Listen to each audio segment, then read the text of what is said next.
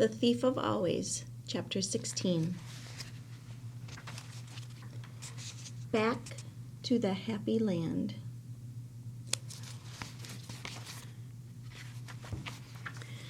It was as if the house knew that they were coming back and was calling to them. As soon as they stepped out into the street, their feet seemed to know the way. All they had to do was let them lead. "What do we do when we get there?" Wendell wanted to know. "I mean, we only just escaped with our lives last time." "Mrs. Griffin will help us," Harvey said. Wendell's breath quickened. "Suppose Karna bit her head off," he said. "Then we'll have to do it alone." "Do what?" "Find Hood." "But you told me he was dead."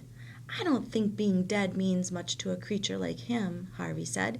"He's in the house somewhere, Wendell, and we have to hunt him down, whether we like it or not. He's the one who stole all those years with our moms and dads, and we won't get them back until we face him." "You make it sound easy," Wendell said. "The whole house is a box of tricks," Harvey reminded him. "The seasons, the presents, they're all illusions. We have to hold on to that. Harvey, look." Wendell pointed ahead of them. Harvey knew the street at a glance. 33 days ago, he'd stood there with Rictus and listened to the tempter tell him that a fine place lay on the other side of the mist wall up ahead. "This is it then," Harvey said. It was strange, but he didn't feel afraid, even though he knew they were walking back into their enemy's arms. It was better to face Hood and his illusions now than to spend the rest of his life wondering about Lulu and mourning the years he'd lost. "Are you ready?" "Yes, Wendell." "Before we go," his friend replied, "can we just do one thing straight? If the house is all illusions, then how come we felt the cold?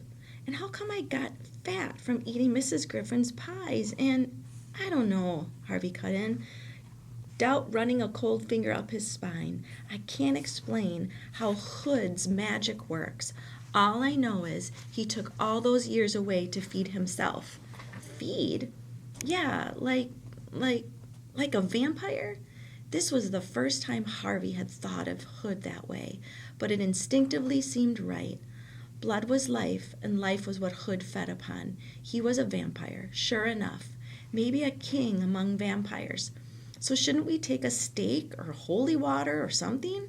"That's just in stories," Harvey said. "But if he comes after us, we fight." "Fight with what?" Harvey shrugged. The truth was, he didn't know, but he was sure that crosses and prayers weren't going to be any use in the battle that lay ahead. "No more talk," he said to Wendell. "If you don't want to come, then don't." "I didn't say that." "Good," said Harvey, and started toward the mist. Wendell followed on his heels, and just as Harvey stepped into the wall, he snatched hold of his friend's sleeve so that they entered as they had exited, together. The mist closed around them like a waterlogged blanket, pressing so hard against their faces, Harvey half thought it intended to smother them, but it only wished to keep them from changing their minds. A moment later, a tremor moved through its folds and spat upon them on the other side. It was high summer in Hood's kingdom, the lazy season.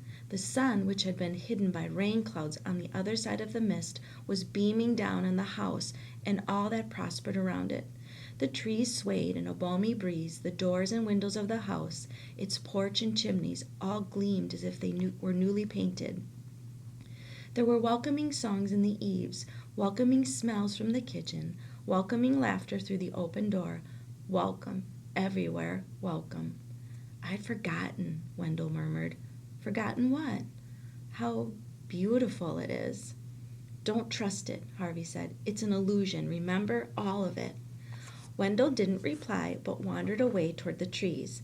The honeyed breeze gusted around him as if to pluck him up. He didn't resist, but went there where it led into the dappled shade. "Wendell," Harvey said, following him across the lawn, "we've got to stick together." "I'd forgotten about the tree house," Wendell said dreamily, staring up into the canopy. "We had such fun there, remember?" "No," said Harvey, determined not to let the past direct him from his mission here. "I don't remember." "Yes, you do," said Wendell, smiling from ear to ear. "We worked so hard up there. I'm going up to see how it looks." Harvey grabbed his arm. No, you're not. Yes, I am, he snapped back, wrenching his arm from Harvey's grip. I can do whatever I want. You don't own me. Harvey could see by the glazed look in Wendell's eyes that the house was already working its seductive magic. It could only be a matter of time, he knew, before his own powers of resistance were worn away. And what then? Would he forget his work here entirely and become an empty-headed boy, laughing like a loon while his soul was sucked away? No, he said aloud, I'm not going to let you do it. Do what? Said Wendell. We've got work to do, Harvey told him. Who cares? Wendell replied. I do, and so did you 5 minutes ago. Remember what it did to us, Wendell? The wind in the trees seemed to sigh at this.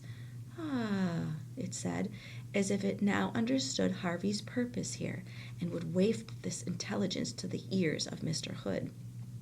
Harvey didn't care. In fact, he was pleased.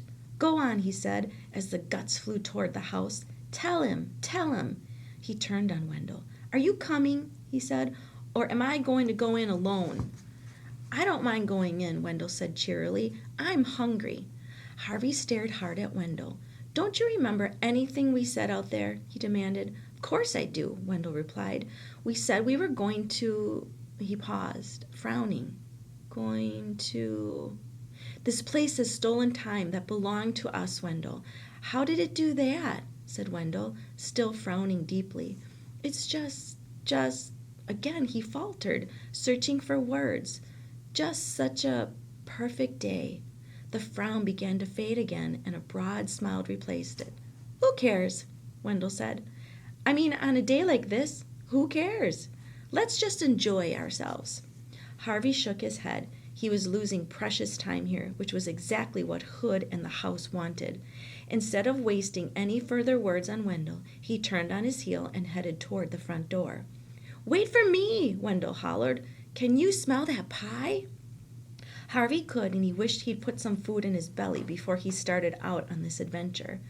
Knowing that these tantalizing smells were all part of Hood's repertoire wasn't enough to stop his mouth from watering or his stomach from grumbling. All he could do was think of the dust to which his ark animals had turned when he'd stepped out of this and into the street.